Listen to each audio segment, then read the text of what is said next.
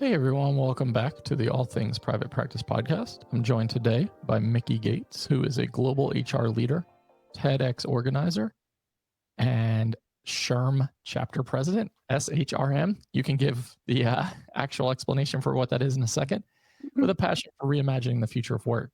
She blends bold ideas with the real world experiences from more than 50 countries to inspire leaders to human up and create workplaces and experiences where people thrive. Also a lover of escape rooms and roller coasters, and soon to be a TEDx speaker. So yeah, what is the acronym that I just probably butchered, by the way? No, you said it correctly, which most Good. people say shroom. Yeah, most people think it's like mushroom. But 𝘁𝗻, it's Society for Human Resource Management. Okay. So it's the go-to for human resources and human resources adjacent professionals.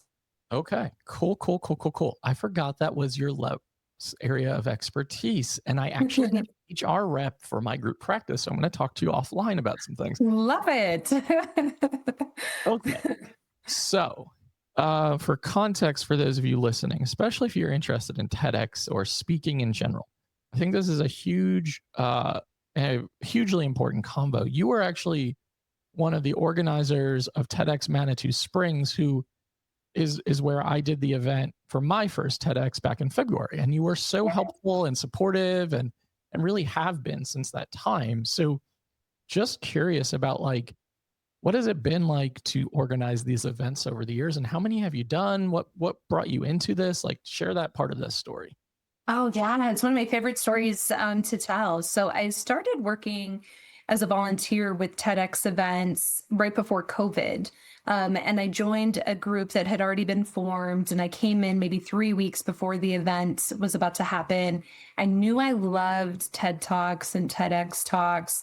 I wasn't really sure why I loved them so much. I didn't know a lot about the formula or about why they were so special, but I knew I liked them when I watched them, and that I used them with different people that I worked with. And so when I started joining as a volunteer and I sat behind the stage when these speakers were presenting and I saw the reaction in the audience, and then I connected people with outward after the events, and I connected with them outside the venue. I was like, there's something magical here, and Yeah. I really want to be part of this more. So then COVID hits, and I think that's the start of a lot of our stories right now. Is COVID hit, and we were isolated, and we were bored, and we were trying to figure out what we wanted to do with the rest of our lives. And one day I was like, I think I'm just going to apply for a TEDx license and see if I can host my own event, not thinking about everything that went into it, but like, let's see what will happen. So it's actually a pretty lengthy vetting process, but somehow they said, sure, go ahead, host a TEDx summit. And so I got the license, and then I found the reality of like, oh my gosh, now what do I do? How do I organize this? How do I find speakers? How do I coach these speakers? How do I find the venue? How do I find a production team that can produce quality videos so that I'm not letting these speakers down? Because giving a TEDx talk is a really big deal. How do I find the money, the energy, all of that? Sure. And I found actually, even though the first couple of events were pretty challenging, there were so many people that were really excited about supporting this process in different ways. And so it's pretty easy for me to get 4 or 5 people together to kind of create this core group that builds out these events. So you asked how many events we've hosted. We're about to host our 8th event next week. Wow. Since 2021, our first event was September of 2021. And so we've hosted about 2 events a year. Everybody is a volunteer. Nobody gets paid for organizing TEDx events, and you don't get any money from TED. Everything you do is yourself. And so the way the events form is basically the people that are organizing when we have time and energy to create them. And we started way too big, which I think is a really big lesson I learned in my life. I had attended these other events where I volunteered, and I was like, oh, yeah, I can totally have 12 speakers the first time around. No big deal. We're going to turn into this huge event where there's these interactive displays and all of these things. And so that's what we set out to do for our first event. And it was just way too big. The talks were great, the venue was great, but everything else took so much energy. We didn't put our energy and focus in the right place. Was just making sure that we had good quality video and audio. and that our speakers were prepared and awesome. That's really all that matters. Yes, you want an audience. The live audience matters, the venue matters, but really what it comes down to is what do these videos look like so that these speakers' ideas can get out to the world. So we refined over the 4 years since our first event. And I think we've gotten to where we've nailed it. We've had different events between 3 and 5 speakers, and our speakers, I mean, like you, I think we just talked about your talk has reached over 25,000 views combined, right? Yeah. So we're getting big traction.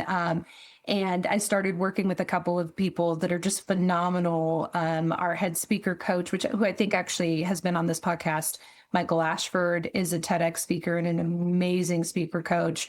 And then Adam Hebert does the video and audio. And then I do kind of all the organizing. So I found that the 3 of us work really, really well together. I love that. And I think like starting overly ambitious, like you said, and a little too big, a little too much to take on, fine tuning to 3 to 5, finding that sweet spot. And I think that happens for a lot of people listening in terms of any iteration of their business journey or their creative endeavors of like, I have all of these like romanticized ideas of what this can look like. And then very quickly it's like, oh, this is way too fucking much to handle. Yeah, absolutely. But I think like the pivoting, refining process is really important. Like you said, like learning from that first event, even learning from the event that you're about to speak at and saying like, ooh, I might want to take some of this, or I would like less of this. As a speaker now, you get to see how is that experience for you? Like I can say as a speaker, I was like, I really don't want to come to this location at 8 in the morning and sit here all day. We talked about that and you even said that to me, and I was like, oh, that's a really good point. But other speakers do want that, right? And so like having flexibility there. Yeah. Yeah, I don't have a good poker face, so like I was just like sitting there like so overwhelmed by things, and I was like, I don't want to be here. And of course it comes out of my mouth out loud, and I'm like, fuck. But no, it was good because I felt like we had, even though we had just met each other, I felt like we were in a space that I really appreciated that you said that, and it actually helped me for future events think through how can we set this up so that the people that do need to be there, like I'm somebody that I want to be there the first minute that I can get there, so I can see the stage and all. So how do we set it up so that we're providing that for everybody? So you really helped me with that. Well, yeah, happy to help by default. What I will say about that, like as a speaker for this event, it's not my typical speaking strength of scripting and rehearsing and memorizing. That's never been my strength. And that was a very fascinating process for me to have to go through. But then the end result being so happy with, one, on stage, lost my voice completely because my vocal cord is paralyzed. So my voice is so different than it used to be 4 years ago. 2, the audio and the recording and the live streaming not working, but having a large audience in the waiting room, like being like, we are waiting to see Patrick. And I'm like so overwhelmed by that. 3, messing up on stage, which was my worst fear, owning it and having that be a really positive outcome was like, this is so humanizing. Yeah. And I mean, and I remember the people in your audience too even had the little pictures of your face, which I thought was such a cool touch. I didn't even see that while I was on stage. Like I didn't even look at any of them the entire No, and I mean, you can actually see the audience. Sometimes when you're on stages, you can't see the audience at all. There could be nobody in the audience, but this one you could see them at least a little bit. But yeah, I think you were really just in your flow. Yep. And I think that's something I've learned too. You were touching on, from the original event, and we went too big. I think one of the things that I've learned and that I'm really proud of as an organizer is I think a lot of people who get TEDx licenses or do anything, like take the leap to try to do anything. If it's not perfect or close to perfect, they might give up. They might be like, oh, you know what, that was too much for me. And to say, okay, no, let's step back. Let's take the feedback from the audience and from the speakers and just how we're feeling and modify it. And every event modify it is something that I think has really shaped me, not just as a TEDx organizer, but just as a human and even as a leader. Like, don't sweat the small stuff. It's okay. It doesn't have to be perfect. I do still carry that level of responsibility though as the organizer. So when the live stream wasn't working, like I was feeling that with you inside Yep. and trying to keep cool composure. And I just remind myself, like, as frustrating as it is in the moment, like it'll be okay. It will Yep. be okay. We'll get through this. Definitely. And then to touch on your part about when you messed up on stage and you like owned it, and I think you were like, "Fuck, I messed up." I think you said something like that, and the whole audience was there with you, and I was sitting to the side, and Michael Ashford and I were sitting to the side, and you just kept going. They were so excited for you. And I have coached people on that. I think Michael and I actually coached your speaker cohort on that. Like if you mess up, it's no big deal. The Yeah. live audience is cool. They're there with you. We can either edit it out or not edit it out. Well, I had never had that happen to myself before. I was coaching people on it, but I never had it happen. But a couple of months ago, I gave a Disrupt HR talk on the importance of taking your PTO and like actually taking PTO, not pretending Right. to take it and Sure. still be on email. Totally. And All of you therapists, you should listen to that message, by the way. listen to it, take your time off, like whether even if you're staying at home, right? For me, vacation is like either going on a cruise or going on roller coasters, as you mentioned in my bio. But whatever vacation is for you, you should take it. So I'm giving this talk and I'm super passionate about it, and I have these slides that are just cats on vacation. I didn't have any data on them or anything because I wanted to really emphasize like relax. Well, in the middle of it, I'm telling this story about, and it's rehearsed too, like TEDx talks are, but you only have 5 minutes and you have 20 slides that auto progress every 15 seconds. So you have zero control. It Right. just progresses and you just talk. So I'm talking and I'm telling this story about this major health incident that I had about 10 years ago. And the whole audience had this big reaction, like, oh my gosh, what? And so I interrupted myself and I was like, you guys, I'm okay now. It's okay. I'm good. Completely lost my train of thought, like totally lost my train of thought. And then I was like, and so I called myself out on it, just like you did. And I was like, I'm supposed to say something else right now, and I don't know what it is. And I got it together in like 5 seconds. I figured it out. And everybody was laughing with me and they were so supportive. And I went up stage laughing with myself, not upset with myself. It ended up being one of the most fun talks I've ever given. And people still talk about it now, about how they were, the event was Disrupt HR. They were like, you disrupted yourself and you did, like, you were what this event is about. And I was like, okay, now I've experienced what I've told speakers about. It actually made everything better that I forgot. It humanized me. Exactly. Yeah. Yeah. I think that's such a valuable lesson for those of you listening, because I know how often perfectionism really creeps into this process of like everything has to be perfect, right? And in reality, had I not, or had you not owned that, would the audience have really known what I was about to say? And the answer is no.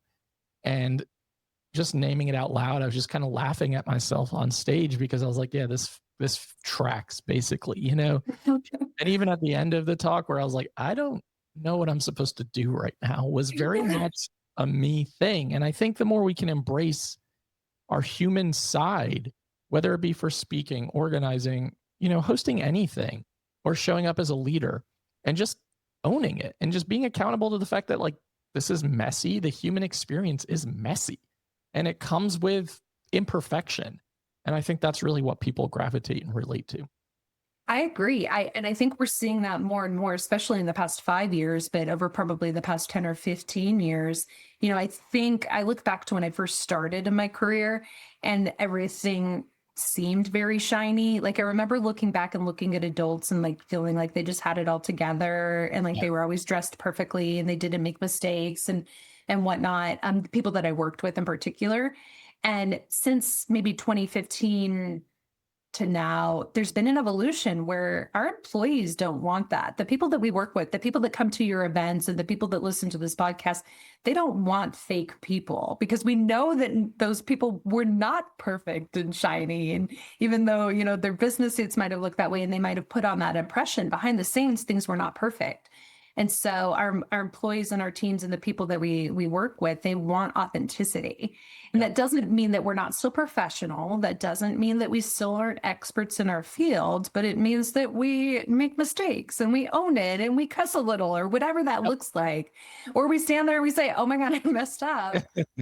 and then everybody cheers us on, Yep. yeah. And so I think I've noticed, especially as I've grown in my career with HR and with TEDx and then with SHRM, that people are embracing that about me as a leader. They love that I'm a little bit goofy and that I'm a free spirit and that I don't pretend to be perfect. Yeah, I think it's really important. It helps model behavior for people and it helps give permission to be a human being. And Yeah. if that so many people see these things that they want to achieve in their careers or their personal lives, but they get really stuck on the fact that like I can't perfect it. I keep messing up. I used to do that when I created content, like get so frustrated with myself for like saying something incorrectly or wrong or however I had it scripted for like a 60-second clip. And I was like, why am I so upset about this right now? So just really leaning into that side of like messiness, imperfection, being a human being, it does create authenticity and relatability. And I also think it makes for really good leadership. Like when we can stand up there and say, hey, I made a mistake, and to like stand behind it and own it. I think that is really great modeling for any sort of leadership behavior. I agree. I agree completely. Well, and I saw that with you. I mean, when we first and I saw how much your authenticity and relatability is real. Because Michael had told me about you when he was curating for your event. And he was like, "Oh my gosh, you're gonna love this guy. He's amazing." And I was like, "Okay, cool." And he's like, he just built you up." And so I'm like, "Oh my gosh, I can't Yeah. wait to meet this Thanks, person." Michael. As he does, right? And but the minute that we announced that you were one of our speakers, we sold so many tickets, like within, I mean, we track that based on when we're announcing different people and just, we're tracking what type of marketing works and what's really getting traction. We sold so many tickets in like 10 or 12 hours after announcing you. And Yeah, so that really is a testament of how many people were so excited to hear your talk, but also just to support you for sure. in whatever capacity. And so, yeah, I think that totally tracks. Yeah. And I think for any of you listening, like, wherever you are in this journey of entrepreneurship, like authenticity and relatability is the know, like, and trust factor, in my opinion. And like, it really is just your own authentic voice and perspective and really just embracing your personality, because that's what people are going to gravitate towards. And you are also going to repel people as well. I mean, not everyone is going to appreciate your authenticity and your real self. So I think And that's that's okay. yeah, it's absolutely okay. Like those people are not for you, and that's absolutely okay. Um, okay, pivot time. So Yeah. you're moving into a speaker role with TEDx after hosting these 8 events and hosting these Yes. other um, events in general, and being a part of a lot of organizations. So how is that feeling for you? I asked you before we started recording, and you're like, "Oh, I'm not nervous," and you thought I meant this podcast. And I'm like, "No, not this." I was like, no, I'm good. I'm excited. Yeah. Oh, so for your speaker talk, what are you speaking about? If you can give us a hint on that, and like, why does it feel really important for you? Oh, yeah, I'm so excited. So little before story before I jump into that is, so now I'm about to host 8 events and probably more than 50 speakers. And almost every speaker has said to me, "Oh, have you given a TEDx talk? Or when are you going to give a TEDx talk?" And I always say, I have so many ideas in my head, but TED and TEDx are so special that you really need that idea to be fully formed or close to fully formed before you stand on that red dot. Because, like you mentioned, there's something very different Yeah. about a TED talk or a TEDx talk. And so I had a bunch of different ideas, but I wasn't quite ready yet. And then last year I traveled, I work for an international NGO. And so I'm really fortunate that I get to travel around the world, which you mentioned Yep. in my bio, and connect with a ton of amazing people that are doing really great work to basically save the planet. Simply put, our mission is actually to end poverty. It's a super Yeah. big mission, but that's what we do. Yeah. So I was in Cambodia and I was traveling with a small group to a seasonally flooding village. So this village, every year, 4 or 5 months out of the year, the lake that they're nearby floods so much that the houses actually have to be built 2 or 3 stories high on these stilts, Right. so that they don't get washed Sure. away. And the work that my organization is doing is helping these villages get access to toilets. And so they're called 𝗁𝗲𝗄s because they have to be built high in the air for the flooding times. And so Sure. we visited a woman who is in her 70s who had just had a 𝗁𝗲𝗄 put in her house for the first time. She was the second person ever to in her village to have a toilet. Right. And so you can imagine this life-changing experience that I had meeting with her. She didn't speak English, but we had a translator, and so we were able to talk through just what this experience meant to her and to the village overall. And so I'd been in Asia for about a month, and I came back 2 days later, literally 2 days later after coming back from this trip. I was in the car driving to Disney World with my daughter, who had just been accepted to the Disney College program. And so we're driving to Disney World. We get there, we go on all the rides. We're having so much fun. And I could not stop noticing bathrooms. I could not stop noticing how many bathrooms there were. And Yep. so, being who I am, I started estimating like how many toilets are here. And I've estimated, I think there are more than 10,000 toilets in Disney World. Sure. So imagine my brain, like I'd just been in this place where the entire village was celebrating this single toilet being installed and what that meant. And Yep. then I was in this other environment where it's all about excess and just, I mean, Yep. excess and everything. Yeah, exactly. But people are upset because they have to Yep. wait in line or because the stall's out of toilet paper. So that is what my talk is about the dignity that comes with something that we take for granted, but a good portion of the world, it's the best thing that's ever happened to them.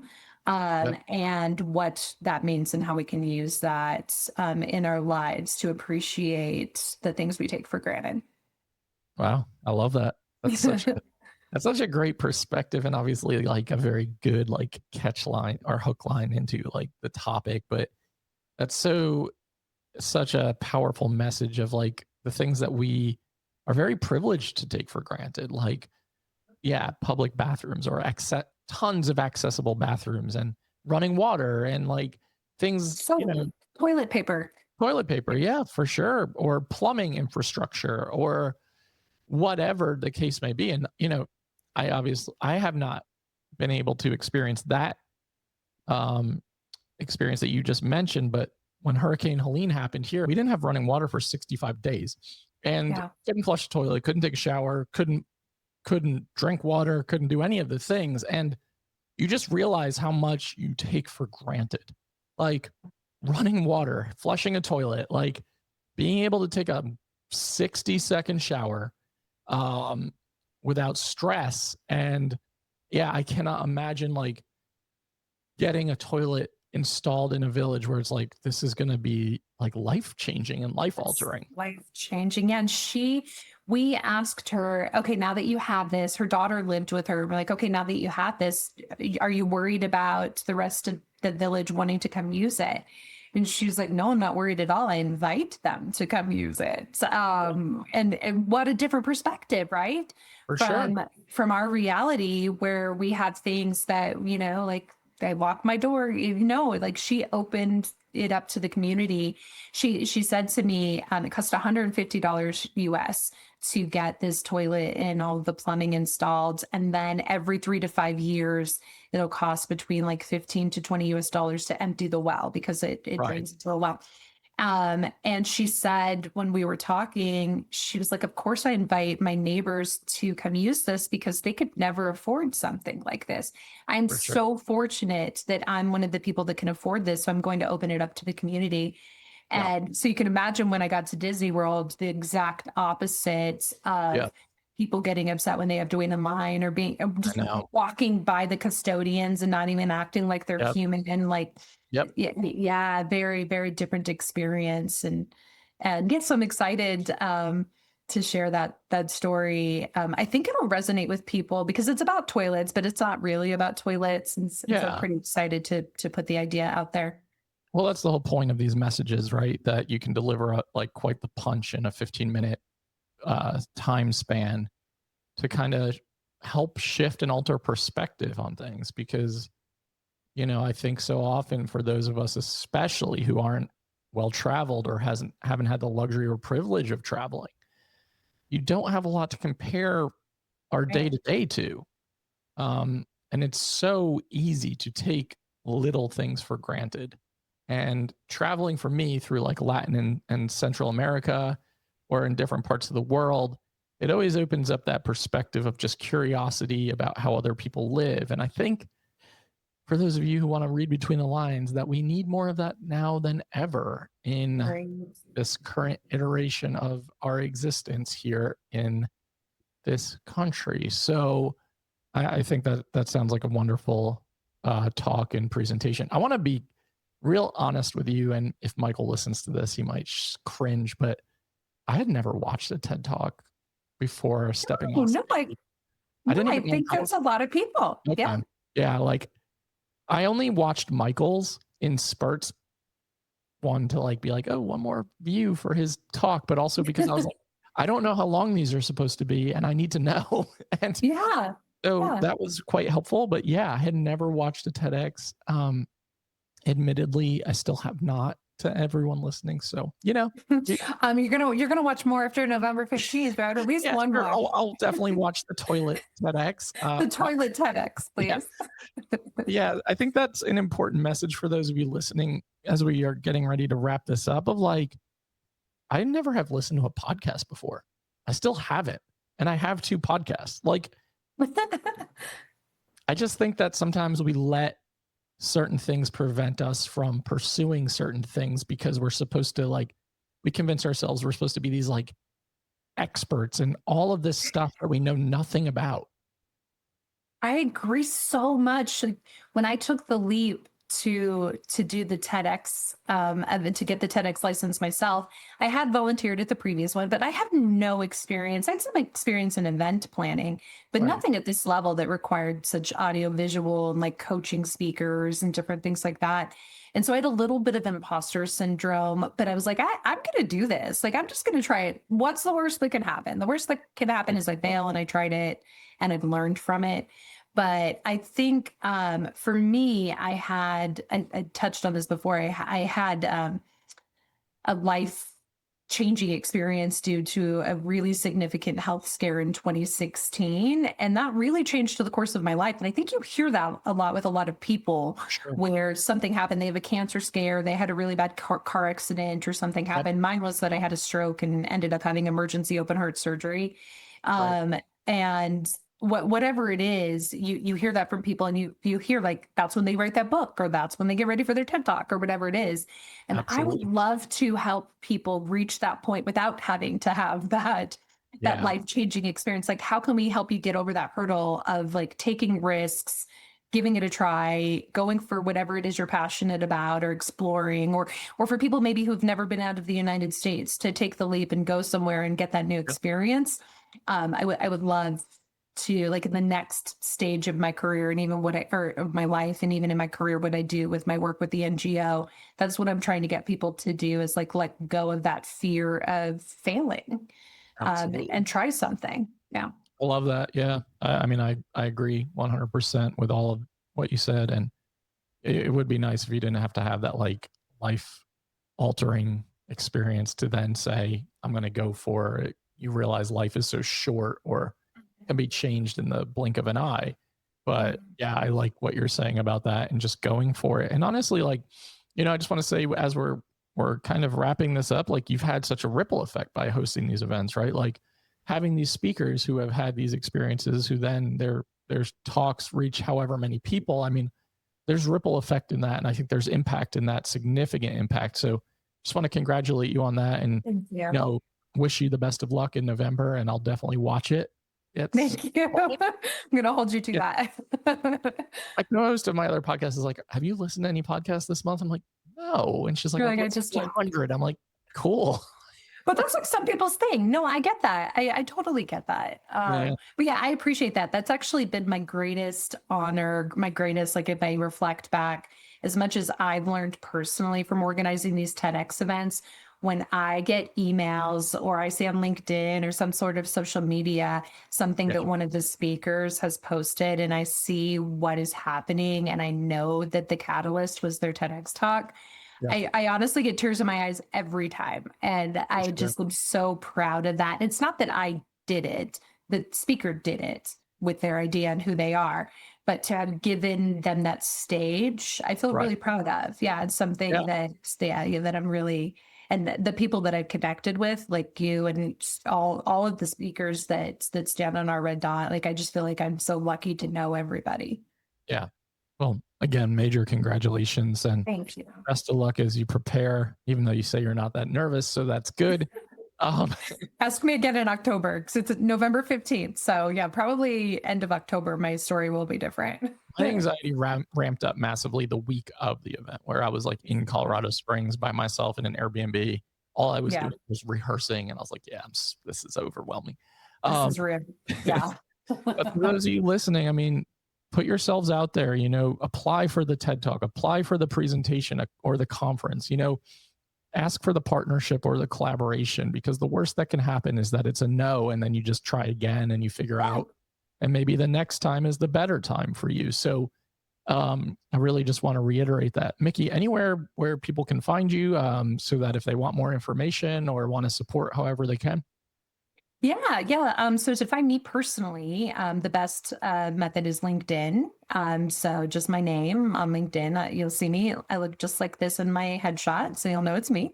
Yep. And if you want to learn more about TEDx events, you could go to TEDxManitosprings.com. If you're interested in applying for an event that we're hosting, or if you just want to reach out and ask a couple questions before you apply, feel free to go to our website and message us, and we'll get back to you. Really cool staff and group of people there that are volunteering their time. I highly recommend, applying for the next TEDx Manitou Springs opportunity when it comes up, if it feels aligned. Yeah. For everyone that's listening, new episodes are out on Saturdays and all major platforms and YouTube. You can like, download, subscribe, share. Doubt yourself, do it anyway.